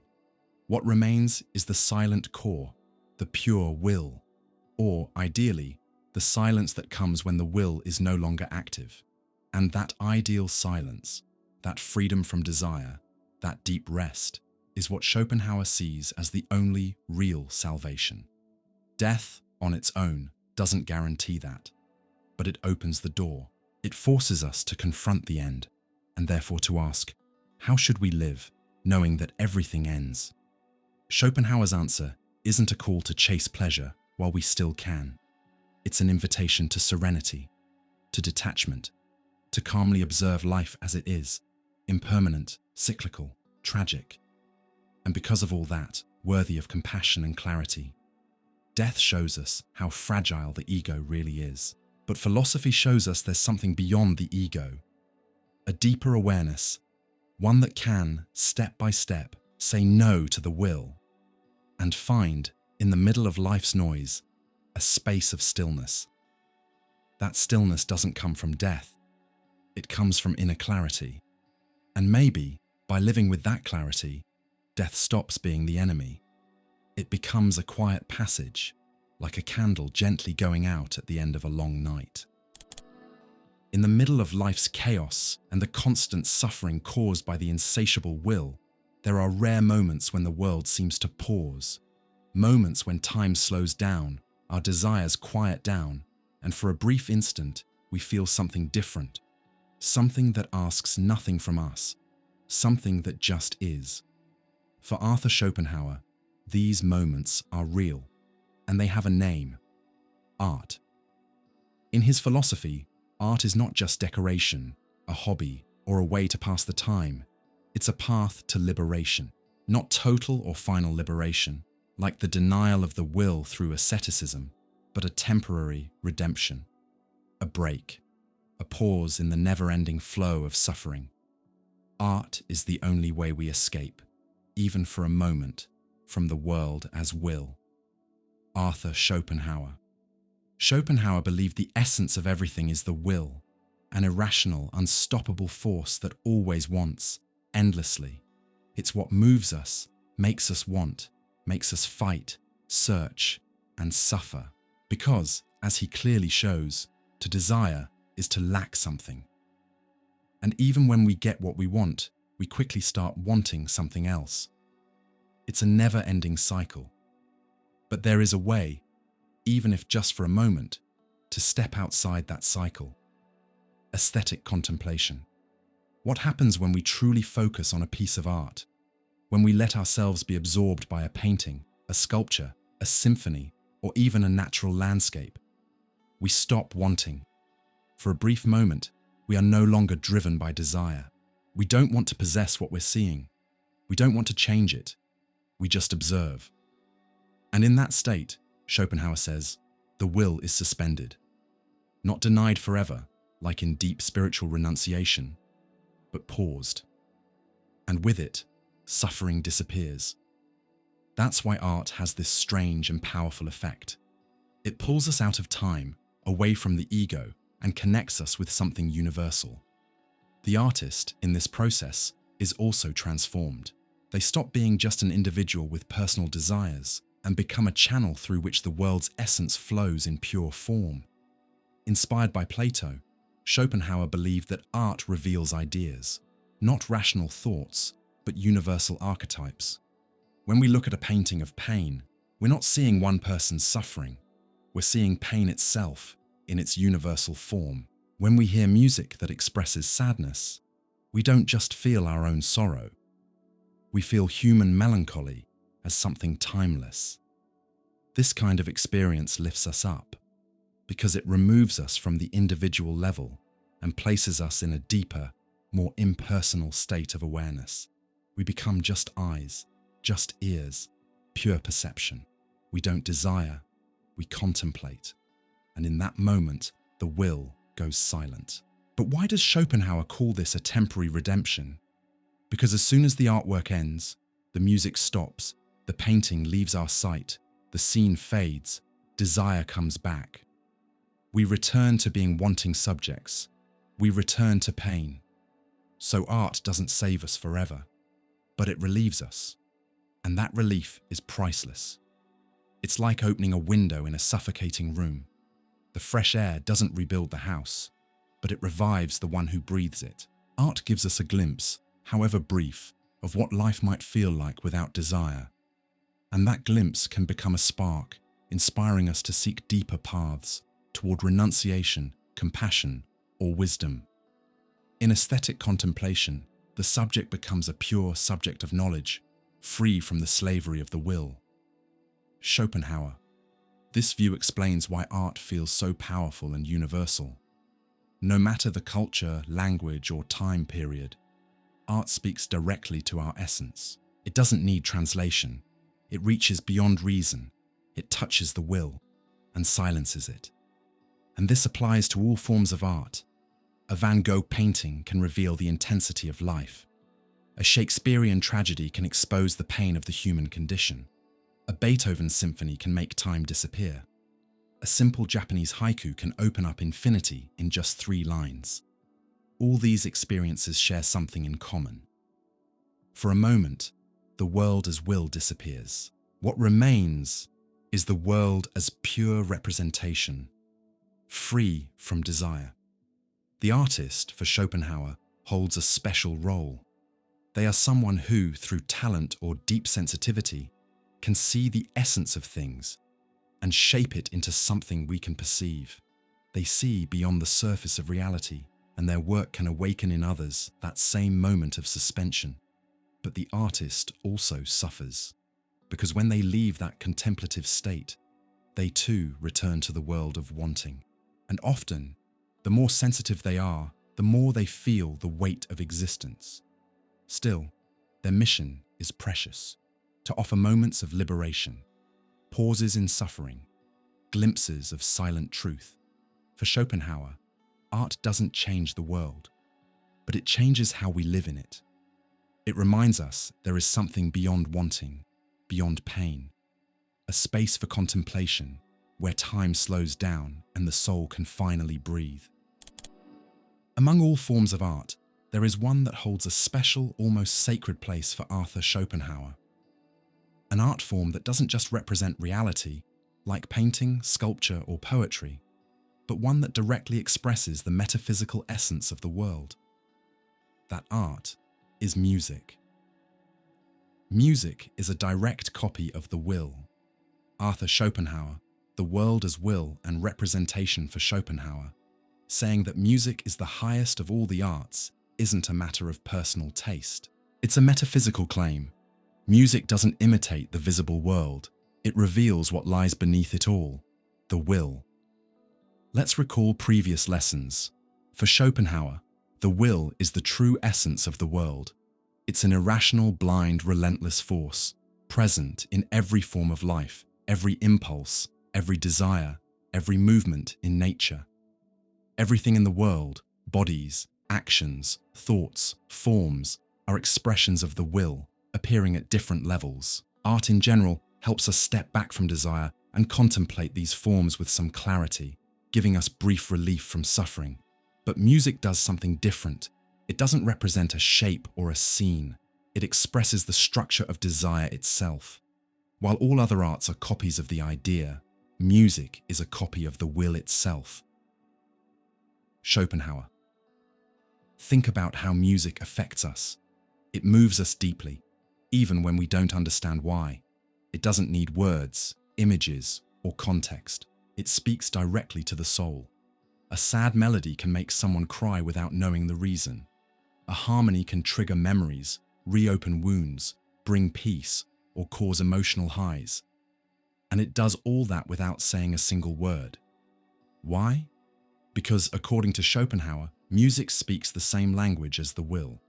It is pure movement, rhythm, tension, resolution, just like desire itself. The notes rise and fall like the impulses inside us.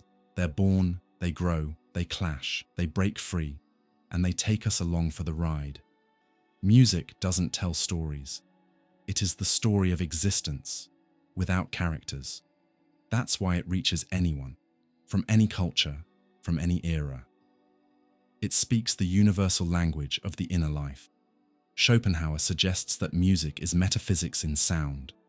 While the philosopher explains the world through concepts, the musician expresses it through sound.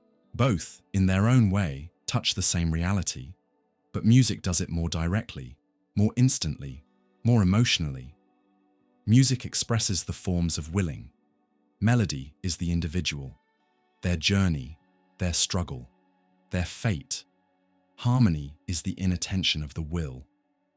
Rhythm mirrors time itself, the pulse of existence.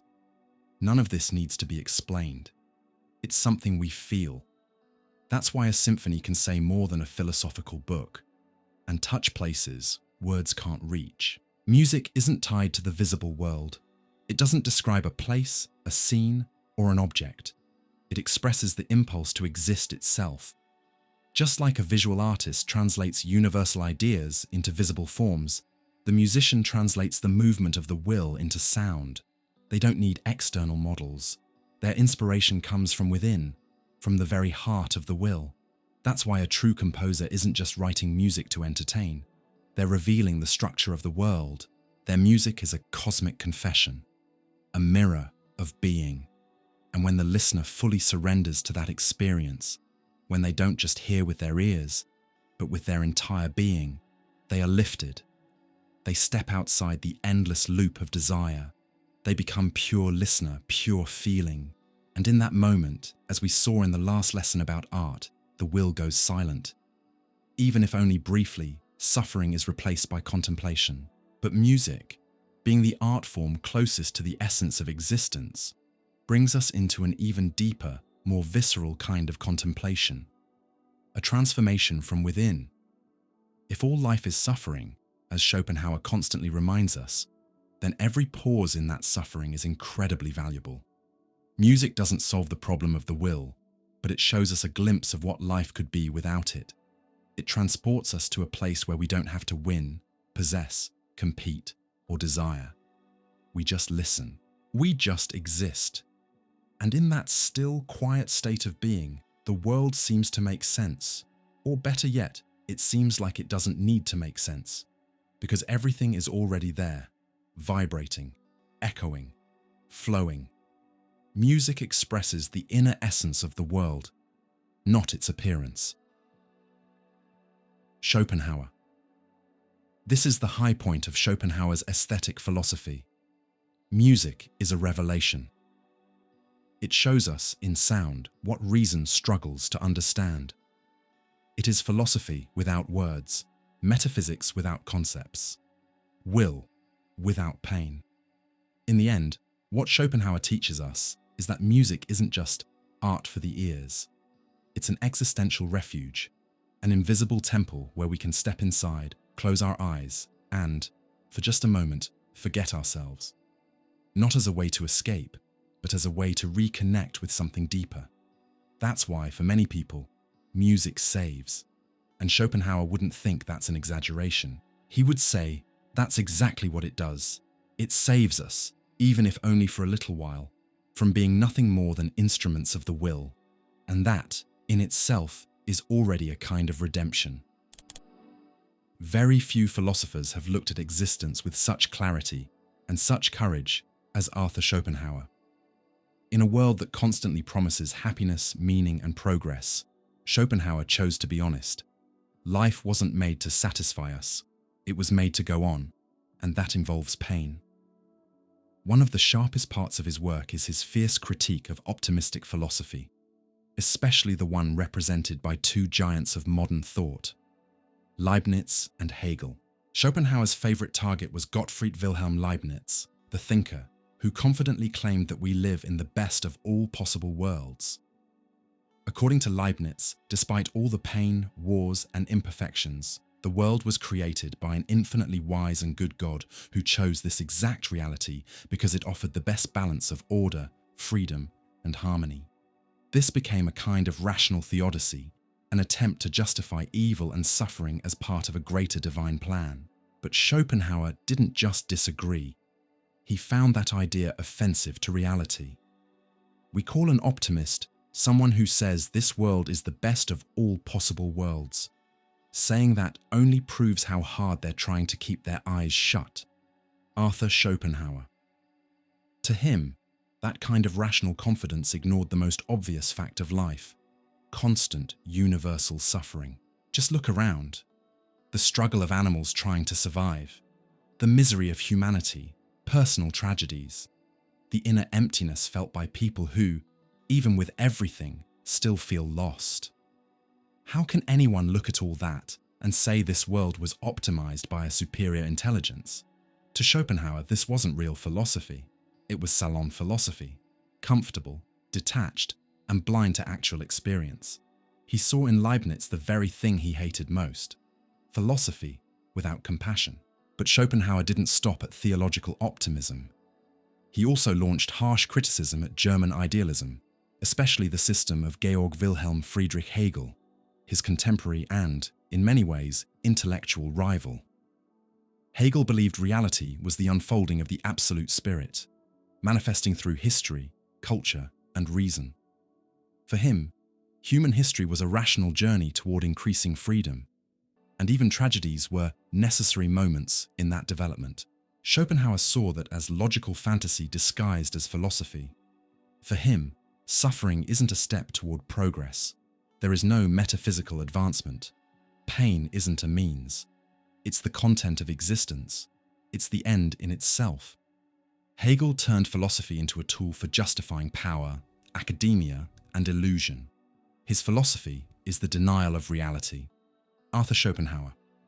He even called Hegel a fraud, someone who used vague language, empty concepts, and idealistic promises to hide his disconnect from real human suffering.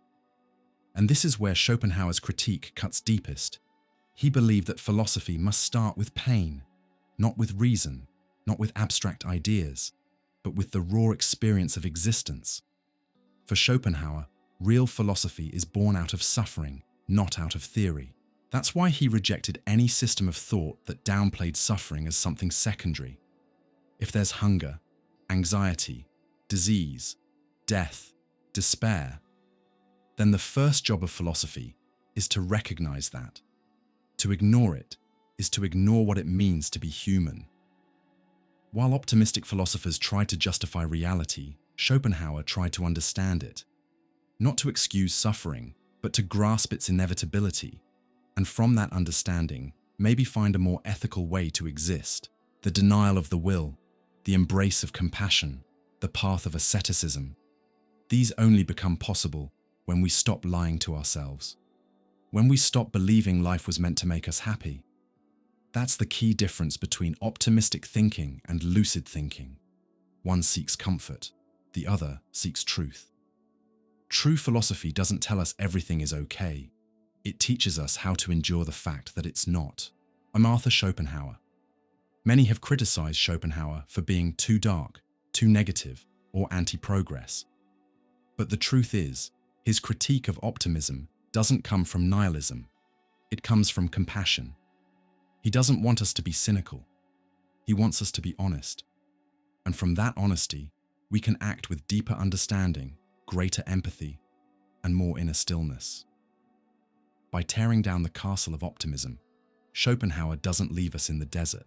He gives us tools. Art as relief. Music as the purest expression of the will compassion, as the foundation of morality. Renunciation as liberation.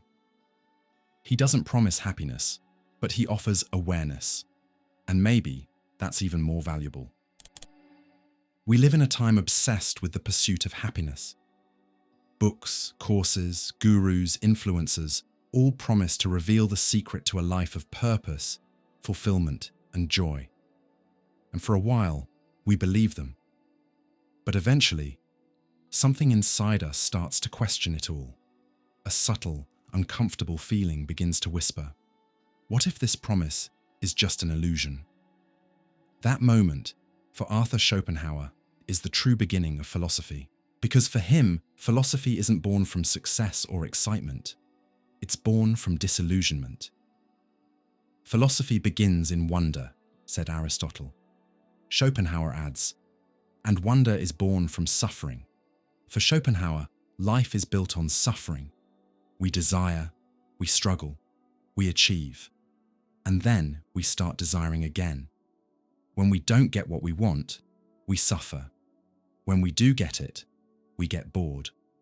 And between suffering and boredom, happiness appears only as a brief interruption. But everything in our culture tells us otherwise.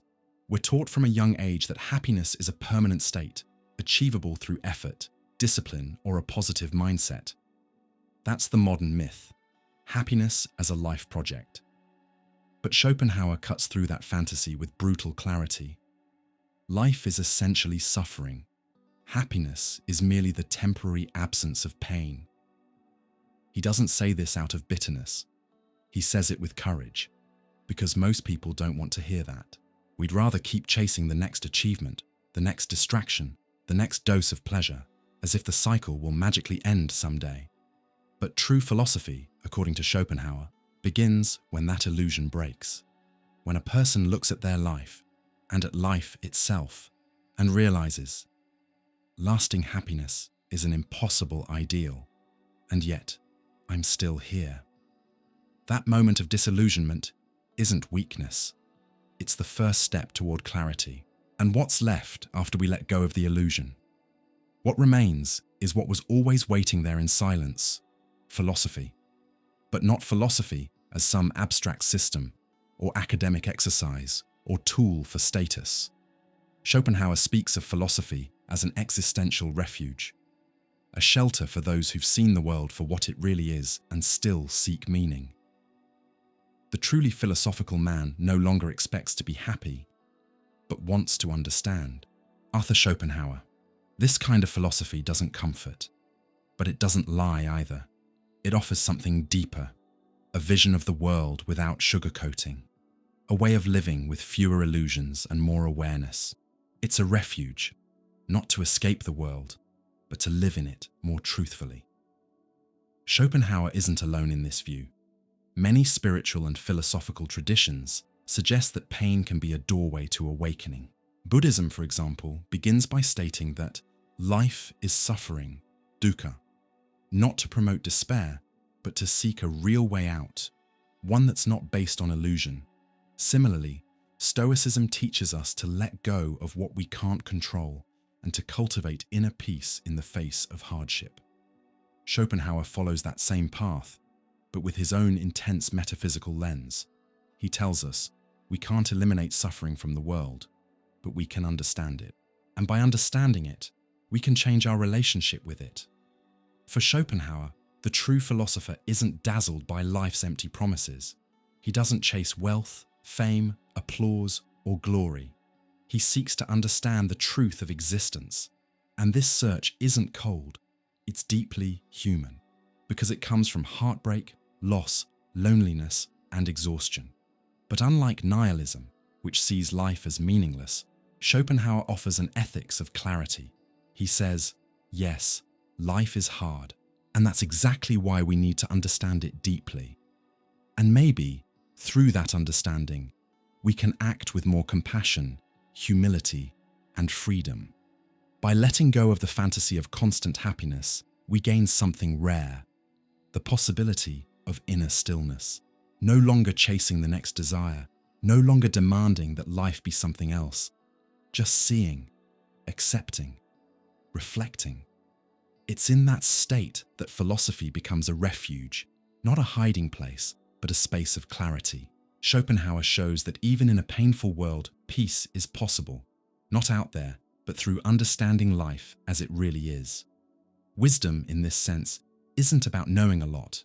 It's about wanting less, expecting less, being more present, more aware, more open to the real experience of life and death. In the end, it's important to understand. Disillusionment isn't defeat, it's liberation. It's when you wake up from the dream, not into despair, but into truth. And with that truth comes a new kind of life. Simpler, quieter, more honest. Schopenhauer isn't glorifying suffering for its own sake. He's saying, life is suffering, and pretending otherwise only makes it worse. But once we accept that, something shifts. We stop fighting against reality and start living with it more lightly. Philosophy is the comfort of the disillusioned, and that's why its purest light shines in the darkness. Arthur Schopenhauer. Consciousness is, without a doubt, one of nature's greatest gifts. It allows us to think, reflect, plan, and create. It sets us apart from animals and lifts us to a level of complexity no other species reaches. But for Arthur Schopenhauer, this gift comes at a steep price. Man is the only animal that knows he will die, and because of that, he lives in constant suffering. Self-awareness, that spark that makes us human, is also what isolates us. It rips us from the instinctive flow of animal life and throws us into a much harsher reality. Ontological loneliness, the loneliness of simply being. While animals live fully immersed in the present, reacting to whatever is right in front of them, humans carry the burden of knowing. We know we're going to die. We know that everything we love will eventually fade away. We know life is fragile, painful, and full of uncertainty. And that knowledge, that clarity, might make us rational, but it also pulls us out of any natural peace. It separates us. It isolates us. Schopenhauer saw this as the root of one of the deepest kinds of suffering, the loneliness of the thinking being. And we're not talking about social loneliness, the lack of companionship or affection. That kind of loneliness can hurt, sure, but it's understandable. What Schopenhauer pointed to was something else entirely, a structural, metaphysical loneliness, the kind that comes from being too aware to fully merge with the world and too lucid to get lost in illusions. To be conscious is to see existence with a level of sharpness that other creatures never reach. But that clarity is often unbearable. We know that every day brings us closer to the end. We know our desires will never be fully satisfied. We know even the greatest victories are short-lived. We know that everyone around us will also die, and there's nothing we can do to stop it. That knowledge takes away the innocence of life. And for Schopenhauer, that loss of innocence marks our full entry into the human condition. Man is a metaphysical animal. Schopenhauer. What does that mean? It means we're the only beings who question the meaning of life, who look up at the stars and ask, why all of this? We suffer not only from physical pain, but from existential anguish, and that anguish separates us. It condemns us to an essential loneliness. That loneliness doesn't just come from what we know, it's built into the very structure of the self. For Schopenhauer, the individual subject, this idea of a separate, autonomous I, is actually an illusion created by the will. And yet, we're forced to live trapped inside that illusion. We're thrown into the world as individuals, locked into our bodies, our minds, our personal stories. And no matter how deep our connections are, no one will ever truly access our inner world. Each person is entirely alone with themselves. Schopenhauer. That's one of the hardest and most honest truths in his philosophy. You can be surrounded by friends, in a crowd, at a party, in someone's arms, but there is a part of you no one else can reach, a silence that is yours alone. And that loneliness isn't a flaw, it's part of our structure. It's the cost of consciousness. On top of that, the will, this blind force that drives us, adds to our separation, because it makes us want in selfish, individual, and competitive ways. My desire isn't your desire. My pain is mine. My search for happiness puts me, inevitably, in conflict with others. That's why Schopenhauer saw the will as something that divides, that causes conflict, that isolates us. As long as it controls us, we're stuck in the ego, trapped in the illusion that the other is separate. Even love, as we saw in the lesson about the illusion of the will, is often just another expression of selfish wanting. All of this deepens the loneliness. Schopenhauer doesn't leave us in this pit with no way out. He shows us that although this deep, structural loneliness is part of being human, we can understand it, embrace it, and maybe even rise above it, at least for a moment. How? Through compassion, through art, through deep contemplation, through letting go of our endless wanting. When we momentarily suspend the will, through music, through beauty, through a selfless act, the separation fades, the ego quiets, and we experience a moment of unity. Those moments are rare, delicate, but real.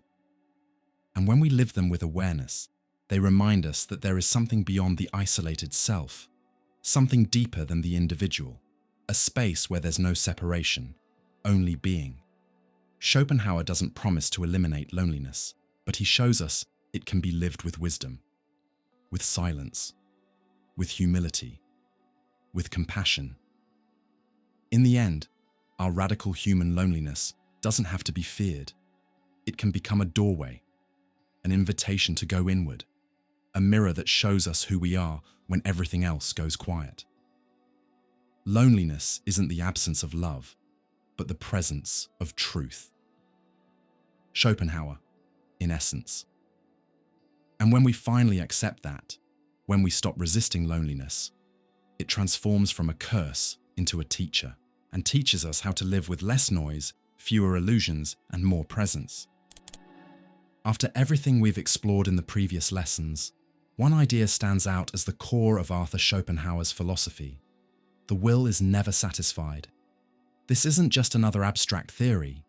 For Schopenhauer, it's the key to understanding why life is filled with pain, frustration, and restlessness. No matter how much you achieve, conquer, or collect, the will always wants more. It's never enough, and that's exactly why it fuels our suffering. As we've seen, Schopenhauer defines the will as the metaphysical essence of all things. a blind, irrational, relentless force that desires simply for the sake of desiring. It has no final goal, no higher purpose.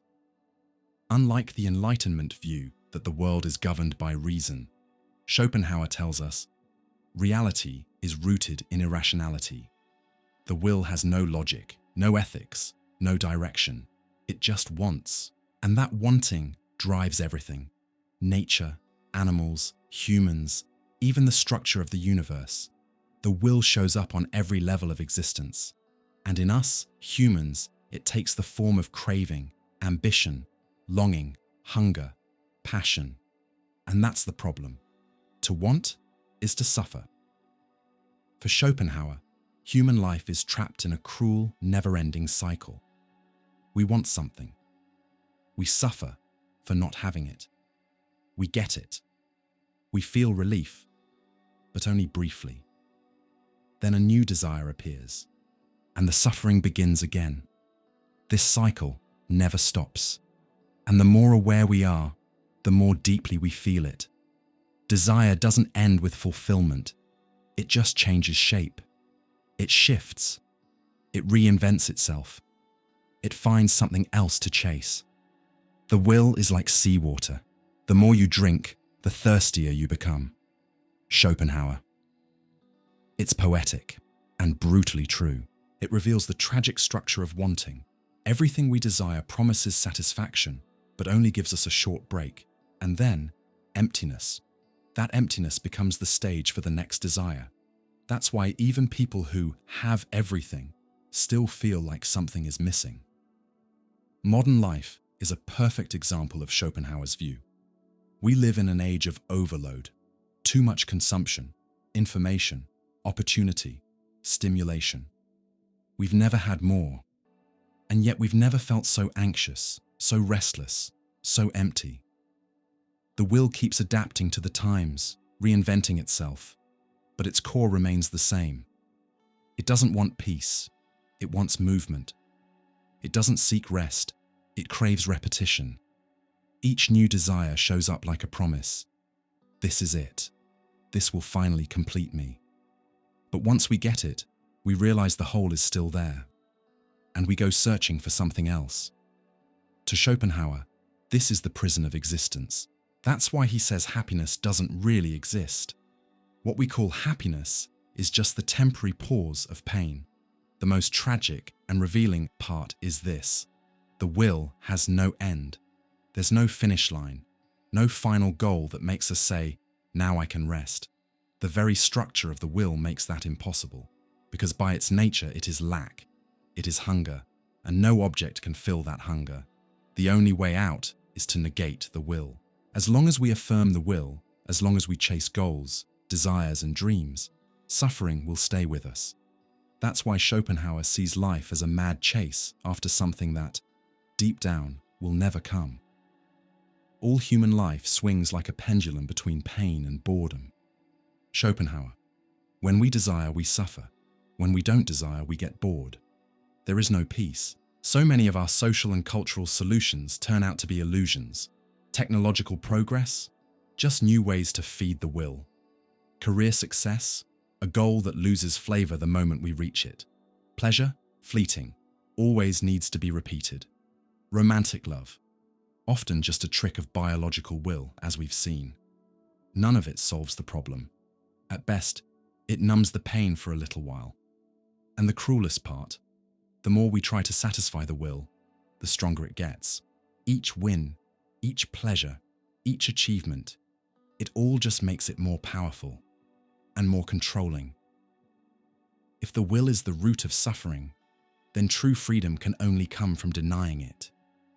Not by brutally suppressing it, but by understanding it so deeply that it loses its grip on us. This is the path to liberation, the one we explored in earlier lessons on asceticism and renunciation. Schopenhauer doesn't offer a utopia. He doesn't promise social salvation. What he offers is something internal, philosophical and existential. The refusal to want. The silence of the will. This isn't born from bitterness, but from clarity, from someone who saw that the will is never satisfied and chose to stop obeying it. Accepting that the will is insatiable takes courage, because it means realizing that no personal project, no matter how grand, can ever erase the anxiety of existence. But at the same time, this realization sets us free. It brings us back to ourselves.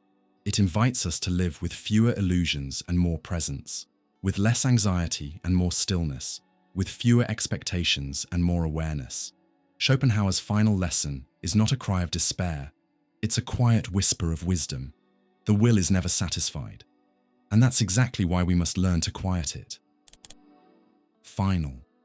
And if you made it this far, thank you, truly, for joining me on this deep journey through the philosophy of Arthur Schopenhauer. This isn't an easy philosophy. It doesn't offer empty promises or magical solutions, but it does offer something much rarer: clarity, courage, and truth. If this content spoke to you in any way, if it made you think, feel, or reflect, then consider giving back with one simple gesture. Like the video, share it with someone who needs to hear this, and leave a comment.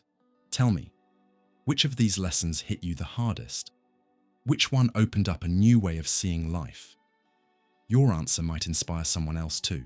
And of course, subscribe to the channel and hit the bell icon, because here, philosophy isn't just abstract theory, it's real life, explored with depth, emotion, and purpose. There's much more on the way. New series on other great thinkers, always with the same approach: honest, human, and no fluff. So stick around, explore the other videos on the channel. Come back anytime you need to pause, breathe, and think a little deeper. Because in the end, as Schopenhauer himself once said, the task is not to make the world better, but to understand it with honesty. See you in the next video.